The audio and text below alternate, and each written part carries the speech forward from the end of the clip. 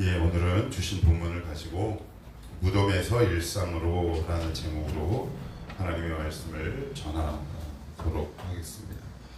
오늘 이금단 집사님이 잘 읽어주신 이 마가복음 5장은 이미 제가 한 2차례 설교한 적이 있습니다. 그래서 다른 본문을 고를까 하다가 이 본문을 조금 다른 관점에서 보면 어떨까라는 생각, 그리고 무엇보다 지금 우리 공동체에게 이 말씀이 필요하지 않을까라고 생각과 판단이 돼서 오늘 이 말씀을 전했습니다. 사단은 실제적인 존재이며 영악한 존재지요. 그래서 요한복음 8장은 사단의 정의에 관해서 우리 주님은 일목요연하게 2문장으로 압축하십니다.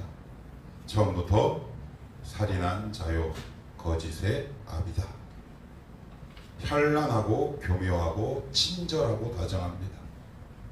우리는 마귀를 무섭게 그리는 그림의 그런 장면에 익숙할지는 모르겠지만 사단은 우리의 인간의 그 본능을 너무나 잘 알아 우리의 기대와 예상과 다르게 교묘하고 다정하고 친절하게 다가옵니다.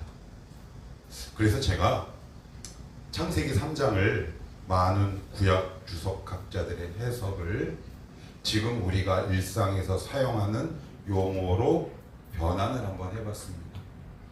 제가 말씀을 읽고 일상 용어로 표현해 볼 테니까 여러분들 한번 들어보시기 바랍니다. 창세기 3장 1절에 하와를 찾아간 뱀은 첫 번째 대화를 이렇게 열어가지요. 창세기 3장 1절 참으로 하나님이 말씀하시기를, 이걸 어떻게 일상용어로 표현하면 좋을까? 이렇게요. 에이, 설마 하나님이 그런 말씀까지 하셨겠어? 아닐걸? 다정합니다. 그래서 주석학자들은 히브리어 특성상 뉘앙스까지는 나오지 않지만 문맥을 살펴서 창세기 3장이 사단이 인간에게 어떻게 다가왔을까? 거의 백면백 이렇게 얘기합니다. 다정했으며 친절했으며 논리적이었다. 속을 수 있겠지. 그 다음입니다. 3장 4절입니다. 너희가 결코 죽지 아니하리라. 이걸 이렇게 옮겨봤습니다. 괜찮아. 걱정하지 마. 안 죽어. 공감이 되시죠? 그 다음입니다.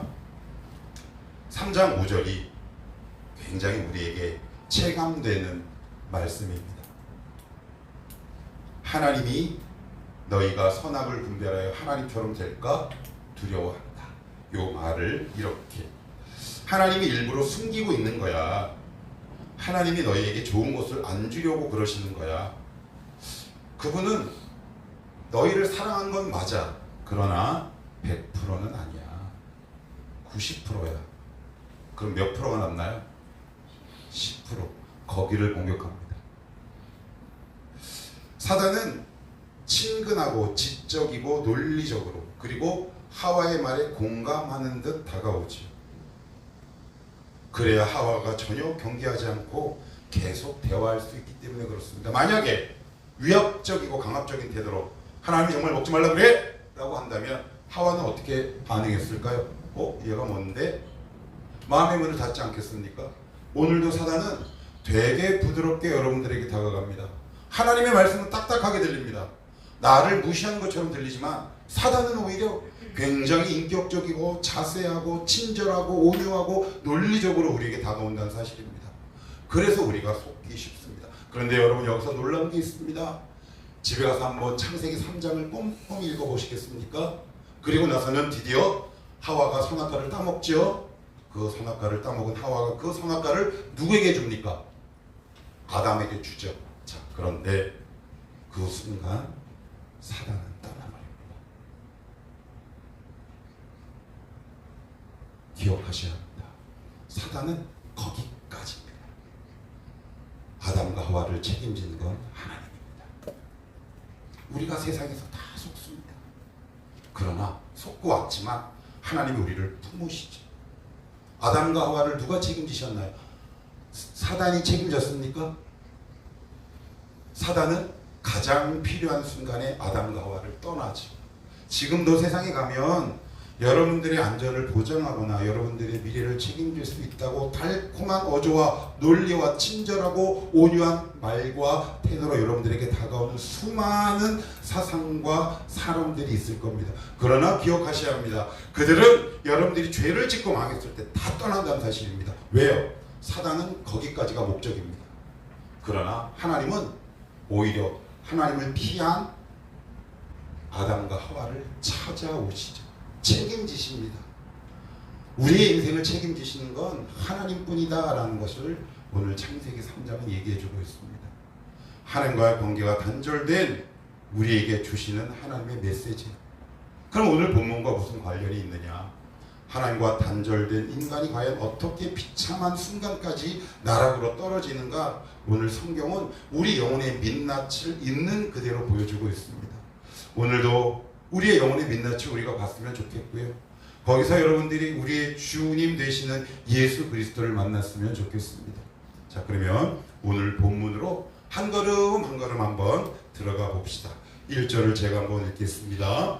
예수께서 바다 건너편 거라사인의 지방에 이르러, 여러분들이 2절 한번 읽어보시겠습니까? 시작. 배에서 나오시매 곧 더러운 귀신 들린 사람이 무덤 사이에서 나와 예수를 만나느니라. 자, 첫 번째 귀신의 특징이 뭐예요? 귀신 들린 사람. 귀신의 특징이 뭐라고 성경은 진술하고 있나요? 더럽다라고 얘기하죠. 우리는 보통 더럽다라고 얘기하는 것을 이렇게 이해합니다. 도덕적이고 윤리적인 죄를 범했다라는 것을 더럽다, 부정이다라고 생각하는데 성경은 그렇게 얘기하고 있지 않습니다. 성경에서 말하는 부정, 더럽다라는 얘기는 주인과의 관계가 단절된 것을 더럽다라고 얘기합니다. 그것을 부정이라고 얘기합니다. 여러분 꼭 기억하셔야 합니다. 하나님은 오늘도 우리에게 이렇게 말씀합니다. 나와 나 사이의 지금 관계가 어떻냐라고 물어보고 있고요. 그 다음에 귀신의 두 번째 특징, 여기 보시면 어디에서 살고 있나요? 무덤에서 살고 있습니다. 무덤은 무엇을 상징할까요? 죽음과 절망을 상징합니다. 하나님으로부터 멀어지면 멀어질수록 죽음과 절망이 익숙해지죠. 이걸 조금 더 쉽게 이렇게 저는 옮겨보고 싶습니다. 내가 지금 하는 말과 행동을 한번 점검해 보시면 됩니다. 끊임없이 부정적인 언어가 내 영혼 가운데서 터져 나오고 있는가? 아니면 하나님의 말씀에 뭐든지 반대로 이해하고 해석하고 있는가? 오늘 그것을 오늘 우리에게 말하고 있고요. 자, 그리고 이어서 뭐라고 얘기하냐면 3절은 제가 읽겠습니다. 그 사람은 무덤 사이에 거처하는데 이제는 아무도 그를 쇠 사슬로도 어떻게 해요? 맬 수 없다. 이게 무슨 말일까요? 자기 통제가 불가능합니다. 자기 통제가 불가능합니다. 아, 이거 끊어야 하는데, 아, 이거 끊어야 하는데, 뭔가를 내가 중단하고 싶은데 이미 나는 통제권을 사단에게 내어 주어버렸죠. 왜 우리가 죄를 하나님께서 처음에 초창기에 딱 지적하실 때 거기에 말씀을 듣고 하나님 앞으로 나가야 하냐면 그것이 단계가 있습니다. 처음에는 호기심에서 시작하다가 나중에는 그것이 나를 꽉 붙들죠. 그래서 내가 통제가 불가능해집니다. 여러분, 그래서 제가 예전에도 몇 번 말씀드렸듯이 사람이 처음에는 술을 먹지만 나중에는 술이 사람을 먹는다라는 이야기 들어본 적 없으십니까? 있습니다. 우리 주변에 있는 모든 것들이 그렇습니다. 처음에는 호기심으로부터 출발하죠. 그러나 그것이 진화되고 하나님의 명령과 경고에도 하나님 앞에 나아가지 않는 시간이 오래되면 그것에 내가 딱 붙잡히게 됩니다. 그래서 내가 어떻게 할 수 없게 돼요. 하나님 어떻게 해야 돼요?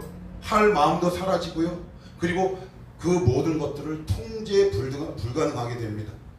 제가 예전에 신대원 시절에 약에 손을 댔다가 회개하고 신대원 100기로 들어온 한 젊은 청년의 이야기를 수련회 가서 들은 기억이 있습니다. 3, 4, 5 모여서 조를 이뤄 그들의 삶과 나의 삶을 이렇게 오픈하고 나누는데 거기서 그 친구가 그런 이야기를 했어요. 처음에 마약을 처음부터 손댄 건 아니고 어떻게 했냐면 약국에서 약을 샀다고 하더라고요. 근데 강도가 점점 올라가는데 어느 날 은혜를 받고 내가 끊어야 되겠대요. 그런데 나는 분명히 은혜를 받고 집으로 가는데 갑자기 그 약물이 생각나더라는 거예요. 그래서 이 친구가 어떻게 했냐면 사람들이 막 지나가는데 그 자리에서 무릎을 딱 꿇었대요. 사람들이 뭐라고 할까요? 정신병자. 거기서 손을 들고 이렇게 기도했답니다. 하나님 도와주십시오. 제 힘으로 끊을 수 없습니다. 그런 고비들을 수차례 극복하고 신학교까지 오게 된 드라마틱한 일들. 지금 여러분들이 통제하고 있는 것들 여러분들이 다스릴 수 있습니까? 그 다음 또 귀신의 상태가 어떤 거냐면 여기 이렇게 써 있습니다. 5절 한번 읽어볼까요? 시작. 밤낮 무덤 사이에서나 산에서나 늘 소리 지르며. 그래요. 소리를 질러요. 무슨 소리를 지를까요? 찬양일까요? 감사할까요? 무슨 소리일까요? 헬라어 보면 이런 뜻입니다. 괴성, 알 수 없는 소리입니다. 이런 거지요. 마이크를 떼고 제가 현장에 맞게 표현해 보겠습니다. 이런 겁니다. 아! 괴! 말입니까? 말 아니죠. 주인과의 관계가 단절되면 여러분들은 평안과 기쁨이 사라집니다. 여러분들 지금 평안과 기쁨이 있으십니까? 아니면 영혼의 소리가 지금 있으십니까? 영혼에서 내는 소리가 있습니다. 하나님 살려주십시오 하는 소리가 있어요. 그런데 지금 그것이 군대에 귀신 들린 자의 특징이라고 얘기합니다. 마지막입니다. 이 부분도 같이 읽습니다. 다시 한번 5절을 봅니다. 시작. 밤낮 무덤 사이에서나 산에서나 늘 소리 지르며 돌로 자기의 몸을 해치고 있었더라. 한 단어 두 글자로 줄이면 뭘까요? 자학입니다. 자학. 돌로 자기의 몸을. 그런데 쇠사슬을 끊을 정도로 힘이 강한 한 남자 성인이 그 놀라운 힘을 갖고 자기의 몸을 자해를 했다면 온 몸에 흉터가 깊이 패여있지 않겠습니까? 그렇다면 나는 지금 그렇지 않은데, 아니요, 제 눈에는 그게 보이는데요. 어떤 영혼과 얘기하면 끊임없이 자학의 말을 내뱉는 사람들이 있습니다. 자기의 존재를 깎고 하대하는 영혼들이 있습니다. 누군가의 영혼을 끊임없이 깎아내리는 사람들이 있습니다. 그게 뭘까요? 자학입니다. 행동을 통해 자기를 자학하고요, 말을 통해 자기를 자학합니다. 그런데 여기서 지금 고민이 있습니다. 어떻게 하면 좋을까요? 어떻게 하면 좋겠습니까? 사람의 손을 이미 통제를 벗어나 버렸습니다. 오죽했으면 마을 사람들이 그를 쇠사슬로 칭칭 감아놨는데도 그것을 끊었을 정도였으면 사람의 손밖에 난 겁니다. 여러분, 저도 이런 경험을 얼마나 많이 하고 있는지 모릅니다. 매주 합니다. 참 1년에 수십 번씩 합니다. 하나님, 제 통제 밖으로 넘어간 저 영혼을 어떻게 하면 좋겠습니까? 하나님, 저는 어떻게 할 수 없습니다. 주님이 오셔야 합니다. 그런데 여기서 놀라운 반전이 일어나죠. 1절 여러분들이 한번 읽어보십시오. 1절입니다. 시작. 주께서 바다 건너편 가라사의 지방에 이르러. 4장 36절도 한번 읽어보십시오. 4장 36절 35절 시작. 그날 저물 때에 제자들에게 이르시되 우리가 저편으로 건너가자 하시니. 자, 여기 보시면 그날 저물 때 저녁입니다. 보통 저녁에는 뱃길을 운행하지 않습니다. 돌풍이 있거든요. 갈릴리요수의 특징입니다. 지리적 특성상. 그런데 누구 때문에요? 거라사 군대 귀신을 찾으러 주님이 제자들을 대동하고 폭풍우를 지나 여기까지, 이방 땅까지 오신 겁니다. 여러분, 여기서 굉장히 중요한 게 있습니다. 사람들은 자꾸 오해합니다. 귀신의 상태가 최악이죠. 더 이상 떨어질 때가 있습니까? 없습니다. 그러면 주님을 포기해버립니다. 아, 난 이제 가망이 없구나. 그러나 주님은 우리의 상태를 보시지 않는다는 사실입니다. 굉장히 중요합니다. 근데 여기서 놀라운 거, 성경을 꼼꼼히 읽다 보면 다른 복음서에 보시면 예를 들어 어떤 병자나 누군가를 치유하시고 나서 이렇게 말씀하시는 경우가 있어요. 이 병이 중하게 되기 전에 다시는 죄를 범하지 말라. 그 이유와 원인을 얘기하는 부분이 있거든요. 그런데 오늘 여러분들 궁금하지 않으세요? 왜 이렇게 군대 귀신이 들렸을까? 레기온이란 말은 수천 명이라는 뜻입니다. 귀신이 한두 개가 들어온 게 아니에요. 수천 개의 귀신 잡신이 그 영혼을 장악하고 있는 거죠. 그런데 원인을 이야기하지 않습니다. 왜 원인과 이유를 오늘 마가복음은 침묵할까요? 여러분, 되게 중요한 지점이 있어요. 우리가 어떤 문제나 어떤 사람과의 관계나 아니면 고난을 우리가 겪게 되면 우리가 가장 먼저 하는 건 뭐냐면 이게 왜 일어났을까라고 고민합니다. 그런데 한번 물어봅시다. 여기서 여러분들이 고민한다고 군대 귀신을 쫓아낼 수 있습니까? 없습니다. 속지 마셔야 합니다. 우리는 자꾸 그 문제가 왜 그럴까라고 고민을 합니다. 근데 고민하면 할수록 더 복잡해집니다. 여러분, 복음은 문제의 원인을 보는 것이 아니라 오늘 누가 나를 찾아오는가에 집중하는 겁니다. 예수를 만나고 찾으면 그 문제의 원인이 자연스럽게 해결됩니다. 그런데 많은 경우 이렇게 접근하죠. 하나님, 이 원인 왜 그래요? 하나님은 우리의 이 질문과 기도에 네 원인은 말이야 라고 얘기하시는 경우도 있지만 대개는 뭐라고 우리에게 소개장을 툭 내미시하면 너 예수 만나라 라고 얘기합니다. 여러분, 상태에 집중하지 마십시오. 원인과 그리고 왜 이것이 이렇게 군대 귀신 들렸는가 그 이유에 집중하시다 보면 우리의 삶이 꼬이기 시작합니다. 저도 얼마나 많은 함정이 꼬이는지 모릅니다. 때로는 제자 훈련들, 청년들, 장년들을 훈련하다가 제가 왜 그래? 그러면 어떻게 되냐? 꼭 마지막에 이르는 종점이 있어요. 그건 뭐냐면 그 사람을 정죄하게 돼요. 이게 되게 놀랍죠. 난 분명히 사랑해서 훈련을 시작한 건데. 그래서 오늘 마가는 이유와 원인을 전혀 기록하지 않고 주님은 만난 사건만 기록하는 겁니다. 왜요? 우리의 상태보다 하나님의 은혜가 더 크기 때문에 그렇습니다. 원인을 아는 것보다 내가 지금 우리를 치유하시는 예수 그리스도를 만나는 일이 더 중요하기 때문에 그래요. 오늘도 주님은 우리의 상태에 관계없이 찾아오십니다. 귀신에게 물어보셨나요? 안 물어봤습니다. 우리의 동의를 구했습니까? 동의도 구하지 않았어요. 그러면 전 여기서 이 본문을 보다가 고민이 하나 생겼어요. 그건 무슨 고민이냐면 하나님 좋습니다. 그러면 주님은 오늘도 우리를 찾아오신다고 하는데 왜 나는 주님을 만나지 못할까요? 이런 의문 혹시 든 적 없으십니까? 주님이 찾아오시는데 아니 저는 군대 귀신도 찾아오시는 주님께서 여러분들이 안 찾아가시겠습니까? 찾아갈 거 아니에요. 그죠? 그런데 왜 우리는 이런 만남의 간격이 적거나 없거나 할까요? 그 이유를 마가복음 5장에는 이렇게 표현합니다. 어디를 보시냐면 16절, 17절 여러분들이 한번 읽어보십시다. 16절, 17절입니다. 시작. 이에 귀신 들렸던 자가 당한 것과 돼지의 일을 본 자들이 그들에게 알리되 그들이 예수께 그 지방에서 떠나시기를 간구하더라. 예수님이 떠났어요. 떠나시기를 부탁했습니까? 왜요? 왜요? 두 가지 이유예요. 첫 번째는 이게 손해보는 겁니다. 우리 주님이 나를 여전히 찾아오시는데 내가 결정적으로 인격이 변화되지 않는 첫 번째 이유는 이겁니다. 돈. 이 당시 돼지 2,000마리는 지금의 시세로 따지면 약 10억 원입니다. 예수가 있는 게 자기에게는 손해라고 확신을 하게 됐죠. 그래서 등을 떠미는 겁니다. 여러분, 우리 솔직해집시다. 예수 믿으면 손해볼 때가 많습니까? 이익 볼 때가 많습니까? 손해보는 겁니다. 이게 두려운 겁니다. 두 번째, 결정적이죠. 변화되는 것을 싫어하는 겁니다. 변화를 내가 거부하는 겁니다. 왜요? 아직도 내가 놓지 못하고 있는 세상에 쾌락들이 있거든요. 이것을 내가 놓지 않는 거예요. 주님이 안 찾아온다고 여러분 하나님 앞에 원망하시면 안 됩니다.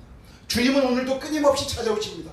때로는 보잘것없는 이목사의 설교회, 때로는 아침 묵상과 때로는 누군가의 조언과 권면을 통해 여러분들의 마음의 문을 바깥에서 계속 반복해서 놓고 하시는데 우리는 두 가지 이유 때문에 거부하고 오히려 주님을 보고 나에게 떠나가라 라고 말씀하고 있는 거죠. 말하고 있는 겁니다.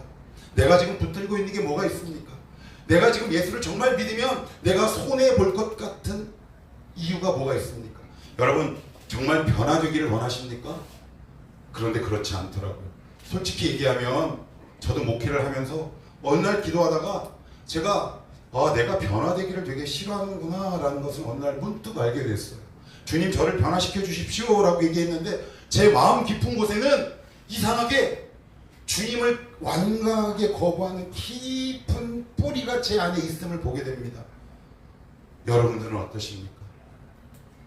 주님이 찾아오심에도 불구하고 혹시 내가 우리 주님을 지금 거부하고 있지는 않습니까? 무엇 때문에? 두 가지 이유 때문에. 손해볼까봐. 그리고 두 번째는 변화될까봐, 변화돼서 새로운 삶을 살까봐 우리 가운데 두려움이 있는 것. 여러분, 우리에게 다가오시는 주님, 이분 우리가 쫓아내지 않았으면 좋겠습니다. 그들은 돼지와 예수를 바꿨습니다. 뭐와 뭐를 바꿨다고요? 돼지와 예수를 바꾸시. 자, 그러면서 이 귀신 들린 자를 우리 주님이 치유하십니다. 자, 우리 18절입니다. 18절. 자, 18절 한번 읽어봅시다. 자, 시작. 예수께서 배에 오르실 때에 귀신 들렸던 사람이 함께 있기를 간구하였으나. 자, 여기 보시면 귀신 들렸던 사람이 함께 있기를 간구하였으나. 그래. 정신이 딱 들고 보니까 예수님이 너무 좋은 거예요. 그래서 기도를 했대요. 하나님 앞에 소원을 아랬대요. 그 소원이 뭐냐면 이거예요. 주님, 저 주인과 함께 옆에서 제자의 삶을 살고 싶습니다 라고 얘기합니다. 여러분, 명분이 있습니까 없습니까? 있죠. 진심은요? 열심은요? 그런데 주님이 거절하죠. 여기서 대부분 다 상처받습니다. 하나님, 저 열심도 있고 진심도 있고 명분도 있는데 왜 거절하십니까? 여러분, 사도행전에 보시면 되게 놀라운 말씀이 한 가지 있는데, 사도 바울이 그리스도를 영접하고 나서 어느 날 전도를 열심히 하다가 사도 바울이 비두니아라는 아시아 지역을 막 가는데 전도의 문이 전혀 열리지 않는 거예요. 그런데 갑자기 환상 중에 하나님이 이렇게 말씀하십니다. 비두니아로 가고자 애쓰되 예수의 영이 허락하지 않는지라. 여러분, 전도의 앞길을 막는 하나님 들어보셨습니까? 전도 하나님 좋아하시잖아요. 근데 전도 앞길을 막는다고요. 여러분, 전도하는 것보다 더 중요한 게 뭘까요? 하나님의 말씀을 듣는 게 더 중요해요. 그런데 오늘 여기서 뭐라고 얘기하냐면, 여러분, 그래서 결국 유럽 쪽으로 방향을 틀게 되죠. 자, 그리고 나서는 19절입니다. 한번 읽어봅시다. 19절 시작. 허락하지 아니하시고 그에게 이르시되 집으로 돌아가 주께서 내가 어떻게 큰 일을 행하사 너를 불쌍히 여기신 것을 내 가족에게 알리라 하시니. 우리가 주님 앞에 소원을 아릴 때가 있습니다. 소원을. 그런데 주님이 거절하실 때 있죠. 데미지가 굉장히 큽니다. 하나님, 저에게 정말 간절한 소원이 있어요. 그리고 주님 앞에 작정을 하고 기도를 했는데 주님이 딱 거절하십니다. 그럴 때 여러분, 굉장히 상처가 올라오고 쓴뿌리가 올라옵니다. 하나님께 받은 상처는 의외로 오래갑니다, 여러분. 그래서 하나님에 대한 마음의 문이 딱 닫히죠. 그런데 우리를 더 화나게 하는 게 있어요. 그게 뭔지 아세요? 귀신의 간구는 허락해요. 예를 들어볼까요? 하나님, 제 기도는 잘만 들어주더만. 하나님, 제 별로 기도도 열심히지도 않고 믿음으로 사는 것 같지도 않은데 제 기도는 펑펑 들어주면서 제 기도는 왜 안 들어주는데요? 이런 원망 나올 수 있을까요? 없을까요? 있죠. 그럴 때 사단이 바로 개입합니다. 하나님, 너 사랑하지 않는다. 그러나 끝까지 보셔야 합니다. 주님이 왜 거절하셨는지 여기 이렇게 쓰여 있습니다. 20절입니다. 20절 시작. 그가 가서 예수께서 자기에게 어떻게 큰일 행하셨는지를 데가볼리에 전파하니 모든 사람이 놀랍게 여기더라. 여기 보시면 자기에게 어떻게, 무슨 일이요? 큰일 행하셨는지를 데가볼리에 전파하는 이방인인 이방 지역인 데가볼리 첫 선교사로 파송하십니다. 여기서 정리합시다. 우리가 하나님 앞에 어떤 간절한 소원을 갖고 기도할 때가 있습니다. 그런데 저 사람은 응답을 막 받는데 유독 내 기도만 응답되지 않을 때 여러분들은 어떻게 하나님 앞에 반응하고 응답하시겠습니까? 그런데 하나님께는 뜻이 있는 겁니다. 그거는 좋다. 그러나 네가 해야 될 사명은 따로 있다. 여러분, 하나님은 우리의 소원을 거절하신 것이 아니라 그 소원을 더 큰 사명으로 우리에게 맡겨주시는 겁니다. 이것이 우리의 삶 속에서 해석되지 않으면 우리는 하나님을 향해 마음의 문이 닫히기 시작하죠. 하나님, 그때 왜 그러셨어요? 그때 왜 거절하셨어요? 하나님, 제 기도는 잘만 들어주면서 저의 기도는 왜 안 들어주세요? 그런데 오늘 뭐라고요? 우리의 소원을 더 큰 사명으로 바꾸셨다라고 오늘 성경 기록합니다. 여러분, 여러분이 하고 싶은 걸 하는 게 사명이 아닙니다. 하나님이 명령하시는 것을 하는 게 사명이에요. 그래서 내가 어떤 기도가, 어떤 간절한 소원이 하나님에 의해서 거절당했다고 생각하는 순간 그 다음 스텝이 있습니다. 이렇게 물어보십시오. 하나님, 왜 거절했는지 저 좀 알려주시고 오늘 말씀에 보면 더 큰 사명으로 저에게 맡겨주셨는데 더 큰 사명을 바라볼 수 있는 믿음도 주시옵소서. 하나님이 이런 기도 빨리 응답하십니다. 한번 해보시겠습니까? 하나님, 저를 왜 이 지경에 두셨습니까? 왜 그때 거절하셨습니까? 라고 혹시 물어본 적 있으십니까? 우리는 한 번도 없어요. 그저 삐지고 돌아가고 마음의 문을 딱 닫고 하나님 앞에 서 있을 뿐. 대가볼리 첫 선교사가 작은 일입니까? 큰 일입니까? 교회의 역사상 대가볼리 첫 선교사. 놀라운 하나님의 더 큰 사명으로 우리에게 맡기셨다라고 얘기합니다. 여러분, 사단은 오늘도 친절하고 부드럽고 논리적이고 이성적이고 지적으로 우리에게 다가옵니다. 그래서 우리는 속습니다. 그러나 사단은 어디까지라고요? 죄를 짓는 그 순간까지만 우리에게 부드럽습니다. 우리가 정작 외로울 때, 죄를 져서 내 마음이 되게 곤고할 때 사단은 우리 밖에서 우리를 조롱하죠. 정죄합니다. 그럴 때 누가 찾아오십니까? 예수가 찾아오는 겁니다. 우리의 상태에 관계없이 오늘도 여러분들을 향해 마음의 노크를 하고 문을 두드리시는 예수 그리스도를 우리 청월한 모든 교우들이 만나시게 되기를 주님의 이름으로 축복합니다.